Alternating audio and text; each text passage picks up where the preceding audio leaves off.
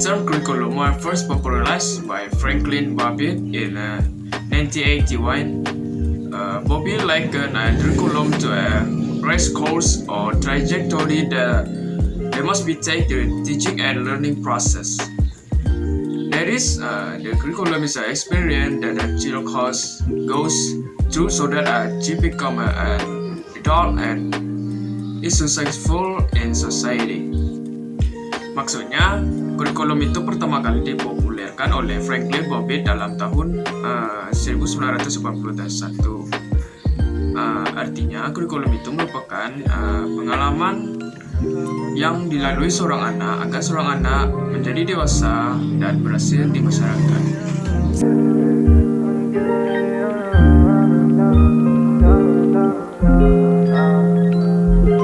So, Zohrabi 2011 explained that there are certain elements of curriculum. Jadi, menurut Zohrabi, ada 13 elemen penting dalam kurikulum. The first element is the goals. Zohrabi 2011 explained that objectives are something that we'll achieve at the end of the lesson or so-called special learning objectives. Jadi yang pertama menurut Zohrabi yaitu tujuan. Dia menjelaskan bahwa tujuan adalah suatu yang akan dicapai pada akhir pembelajaran atau yang disebut dengan tujuan pembelajaran khusus. Second, students' attitude and motivation to learn.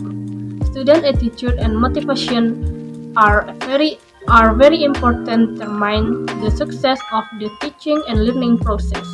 Jadi yang kedua yaitu sikap dan motivasi belajar siswa.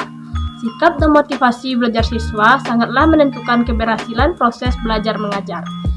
Jika siswa memiliki sikap positif terhadap guru, materi, metode yang digunakan, maka keinginan untuk belajar mudah diwujudkan dan begitu pun sebaliknya. Third, the duration of time that must be determined to achieve the learning objective so that the learning objective achieved. Ketiga, yaitu durasi atau waktu yang harus ditetapkan untuk mencapai tujuan pembelajaran. Kendala yang sangat umum terjadi di dalam implementasi kurikulum di dalam kelas yaitu keterbatasan waktu dan bagaimana mengatur waktu yang tersedia agar tujuan pembelajaran tercapai. The fourth element of the curriculum is need analysis. Yang kelima yaitu element is students and teacher. Yang keenam, element is exercise and meaningful learning activities. The seventh element of the curriculum is learning resources. Yang kedelapan, elemen menurut Florida and Pechak in Zohrabi 2011 explain that developing student learning skills. Next, number 10. The 10th element is a skill acquired by the student.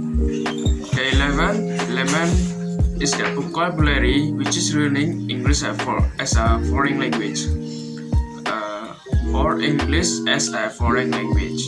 Vocabulary master is very important because it will be very difficult for students if they memorize so much vocabulary. The 12th element is grammar, which is usually an obstacle for participants to learn foreign language. The final element of the curriculum is assessment. Maksudnya adalah unsur ke-10 adalah keterampilan yang diperoleh oleh siswa. Yang nomor 11 itu kosakata dalam pembelajaran bahasa Inggris sebagai bahasa asing. Karena penguasaan kosakata itu sangat penting karena akan sangat sulit bagi siswa jika mereka menghafal begitu banyak sekali kosakata.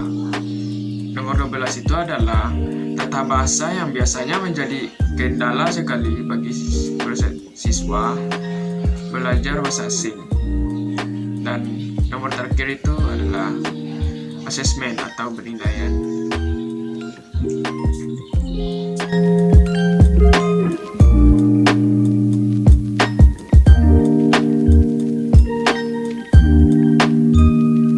Brown, 1985, explained that the process of analysis need is done by conducting interview.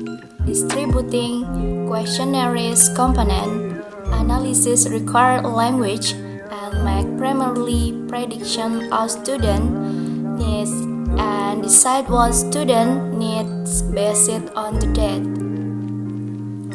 The result of this needs analysis are used to formulating the general and specific objective of the curriculum, or in the chart above is known as objective.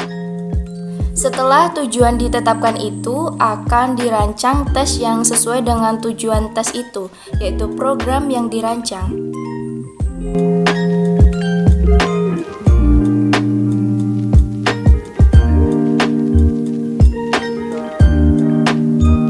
The last material, Brown and Zorabi have opinion the same thing about the preparation of teaching material. That is, in the preparation of teaching material can be done by adapting, developing, or adapting teaching materials.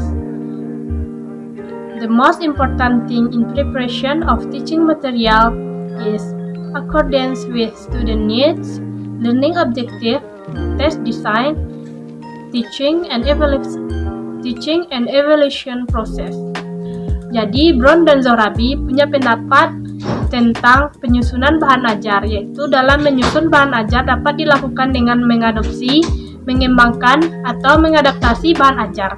Yang terpenting dalam penyusunan bahan ajar adalah sesuai dengan kebutuhan siswa, tujuan pembelajaran, tes yang dirancang, serta proses pengajaran dan evaluasi.